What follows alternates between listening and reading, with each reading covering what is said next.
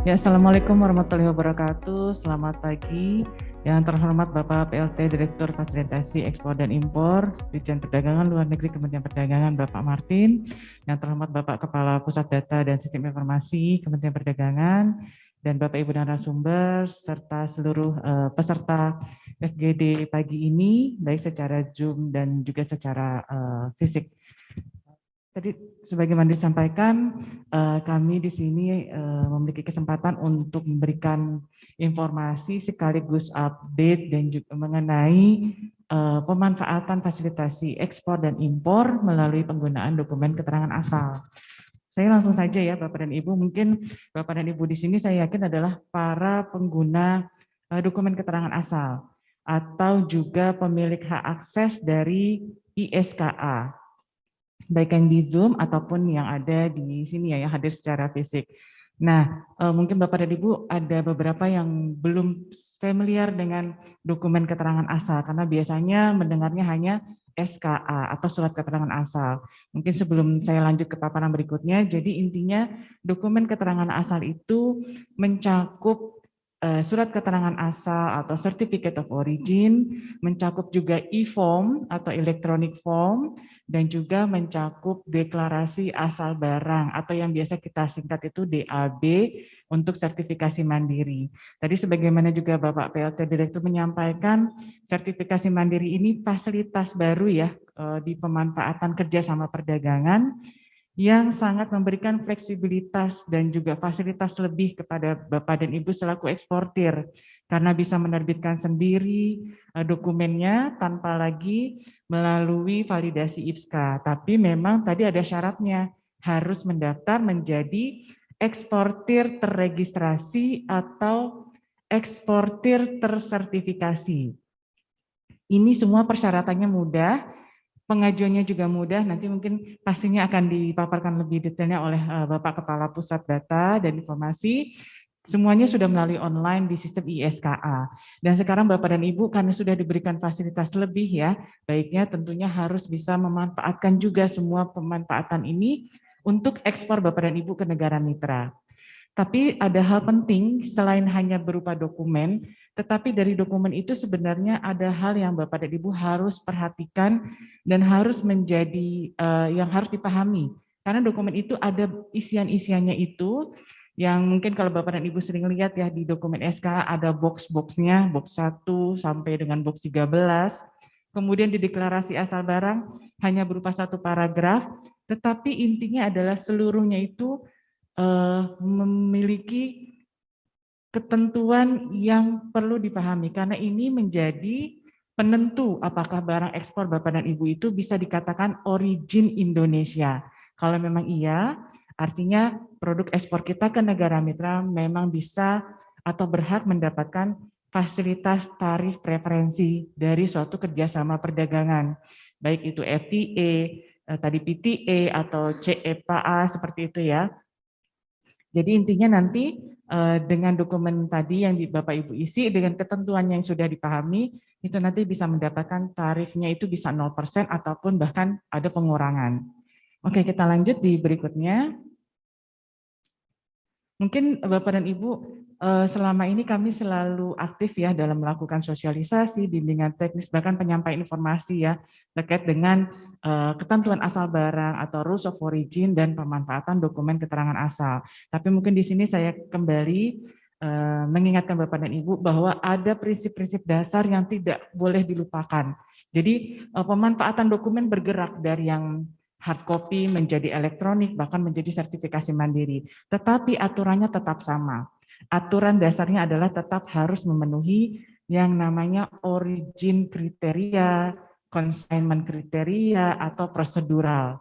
Nah, ini mungkin tidak perlu Bapak Ibu tidak perlu khawatir dengan istilah-istilah seperti ini, tetapi pada intinya adalah produk ekspor kita bisa memanfaatkan kerjasama perdagangan dengan memperhatikan 3 hal. Satu, origin kriteria itu adalah melekat di barang. Artinya bagaimana barang ekspor Bapak dan Ibu, apakah benar diperoleh, dihasilkan, diproduksi di Indonesia. Lalu kedua, consignment, itu artinya pengiriman. Pengirimannya apakah direct dari Indonesia ke negara tujuan, atau transit. Kalau memang transit, tidak boleh dibongkar lebih lanjut di negara intermediate atau di negara pihak ketiga. Dan yang terakhir ini dokumennya. Dokumen procedural provision ini mengatur administrasi ketentuan dokumen yang sebagai penyerta produk ekspor Bapak dan Ibu.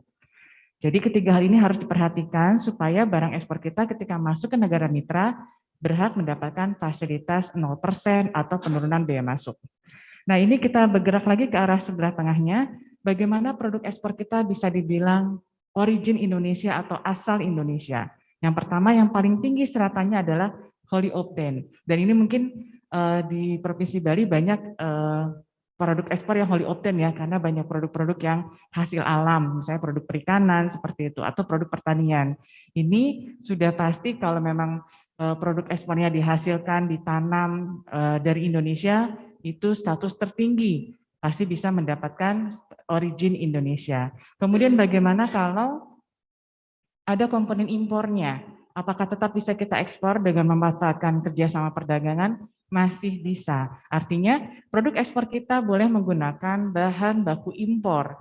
Asalkan bahan baku impor tersebut diolah lebih lanjut. Jangan hanya diimpor, di repackaging, di relabeling, kemudian di reekspor lagi. Itu yang tidak boleh.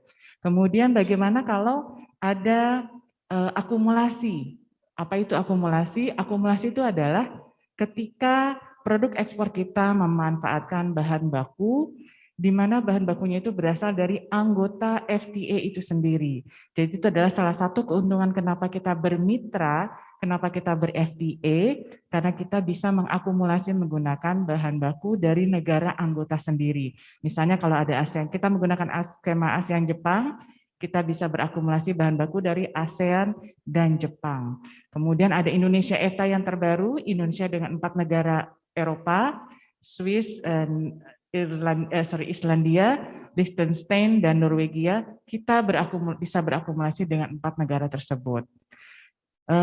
Jadi semua itu terhadap bahan baku impor tetap harus diproduksi. Jangan hanya diganti label atau di package ulang. Dan terhadap proses produksi yang harus dilakukan, itu kita bergerak lagi ke sebelah kanan, itu banyak caranya. Itu sesuai dengan ketentuan dari masing-masing FTA itu berbeda. Jadi ini Bapak dan Ibu harus memperhatikan. Yang mau diekspor produknya apa, kode HS-nya berapa, kemudian mau diekspor ke negara mana, pakai skema apa. Karena setiap barang di setiap FTA aturannya berbeda-beda. Dan itu yang harus diperhatikan. Kenapa Bapak dan Ibu harus tahu produk ekspornya apa, kode HS-nya berapa. Karena nanti aturan itu akan melekat per kode HS. Jadi nanti akan terlihat apakah harus berganti kode HS di beberapa digit atau harus ada nilai persentase yang harus dilakukan sehingga terjadi nilai tambah, atau ada suatu proses khusus misalnya untuk produk tekstil harus diolah dari benang menjadi kain, kemudian kain menjadi garment seperti itu. Nah, ini hal-hal yang harus diperhatikan dalam pemanfaatan dokumen keterangan asal. Jadi bukan hanya dokumen, tetapi ketentuan di dalam pengisian dokumen tersebut juga harus diperhatikan. Berikutnya, ini mungkin rincian dari slide sebelumnya, kita bisa skip dulu.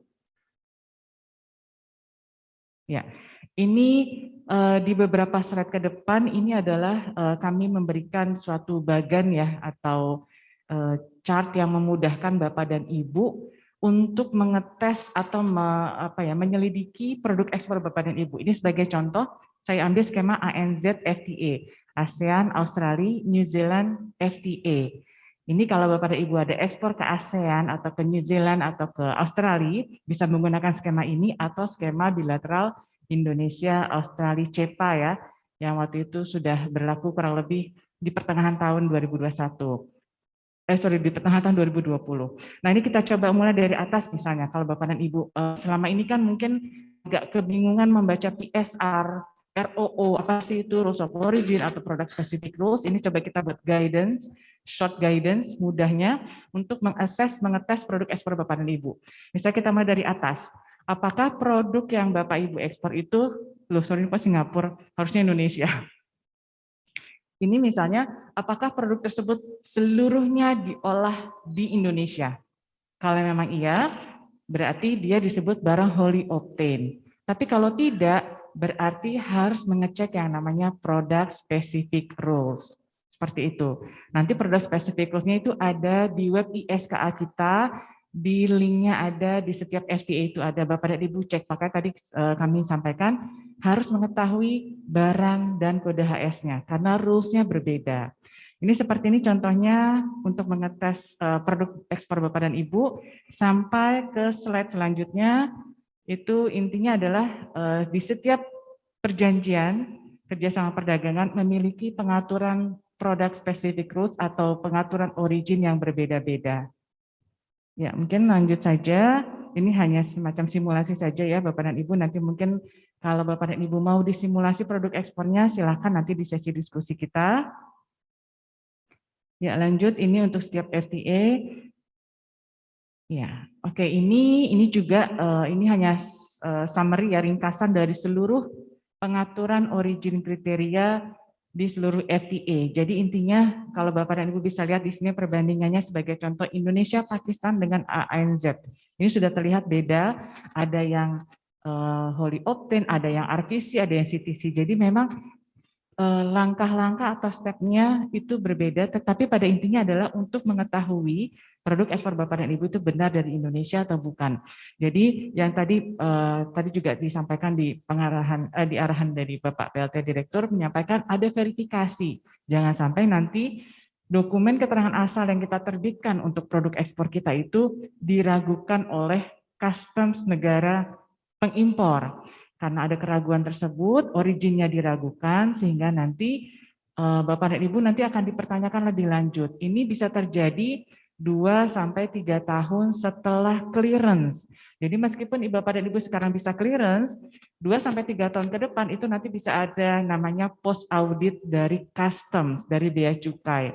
Tapi kalau selama produk ekspor Bapak dan Ibu memang benar diolah, diproduksi di Indonesia, itu pastinya aman. Artinya meskipun diragukan ada pertanyaan lanjutan di 2-3 tahun ke depan, tetapi kalau memang aturannya bisa dipenuhi, tetap produk ekspor kita aman dan bisa diterima mendapatkan tarif preferensi.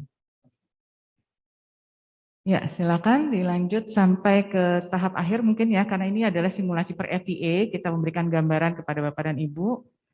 Mungkin terakhir saya sampaikan di sini beberapa, ini struktur biaya. Waktu itu kami sudah mengupload ya surat edaran Bapak Direktur Fasilitasi terkait dengan kewajiban mencantumkan struktur biaya. Ini bukan hal yang baru karena memang di setiap kerjasama perdagangan, di setiap pengajuan permohonan dokumen keterangan asal SKA, IFOM atau DAB, Bapak dan Ibu tuh diminta melampirkan cost structure atau struktur biaya. Ini adalah salah tools pertama untuk melihat apakah memang Bapak dan Ibu itu mengekspor dan memproduksi barang Indonesia. Jadi kenapa mungkin ada yang beberapa bertanya kenapa harus melampirkan ini? Karena di cost structure ini akan terlihat komponen yang Bapak Ibu pakai itu dari mana, barangnya apa saja, kemudian yang Bapak Ibu impor bahan bakunya apa saja, kemudian proses produksi yang dilakukan apa saja dan nilainya berapa. Apakah memang ada suatu persentase yang dilakukan terhadap proses produksi tersebut dan berapa persen? Apakah 40% atau lebih dari itu seperti itu. Dan karena memang ada nilai minimum dari suatu persentase yang harus dilakukan Bapak dan Ibu terhadap proses produksinya. Jadi ini dokumen yang penting dan ini tidak harus dibuat setiap shipment, tetapi harus dilampirkan setiap shipment. Dan ini struktur biaya ini bisa berlaku 1 tahun fiskal ya. Kalau Bapak dan Ibu dalam melakukan proses produksinya biasanya berlaku 1 tahun. Ini boleh saja dipakai sekali, tetapi tetap dilampirkan setiap pengajuan SKA. Begitu. Ini juga untuk memudahkan IPSKA untuk melakukan approval dari pengajuan permohonan SKA Bapak dan Ibu selaku eksportir. Ya, lanjut.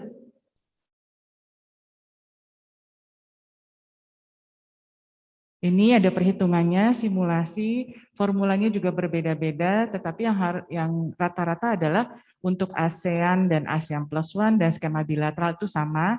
Yang perlu diperhatikan adalah untuk skema GSP. GSP itu menggunakan basis ex-work price, tidak termasuk nilai transport. Berbeda dengan ASEAN atau bilateral itu pakainya FOB ya, Jadi ada nilai transport di situ, tetapi kalau GSP ini kita sebutnya adalah maximum atau maximum non-originating. Ini agak berbeda. Biasanya kalau di bilateral atau ASEAN, kita bilangnya RVC 40%, 40-nya domestik atau lokal, 60%-nya impor. Tapi kalau GSP kebalikan, yang disebut duluan adalah yang impornya. Jadi maximum itu adalah kebalikannya. Jadi kalau tadi RVC 40-60 disebut yang 40, kalau GSP disebutnya yang 60-nya. Itu maksimumnya 60 boleh dipakai dari komponen impor. Kurang lebih seperti itu, ini ada formulasinya, ada perhitungannya, ada contohnya juga kami provide di sini. Nanti silahkan Bapak dan Ibu bisa lihat. Berikutnya. Ya, berikutnya terima kasih. Ada update juga untuk beberapa hal yang Bapak Ibu bisa baca terkait dengan ICO form khususnya. Karena baru ya kemarin 1 Oktober 2021 ada penomoran ulang ICO form, ada juga pengisian baru ICO form. Ini mungkin nanti bisa dibaca, ada di lampiran kami sediakan, tapi pada intinya tidak jauh berbeda, tetap harus ICO form itu disertakan untuk produk ekspor kopi ke seluruh negara mitra. Baik, terima kasih. Mungkin nanti kalau ada pertanyaan lebih lanjut bisa di sesi diskusi. Terima kasih, saya kembalikan ke Pak Moderator.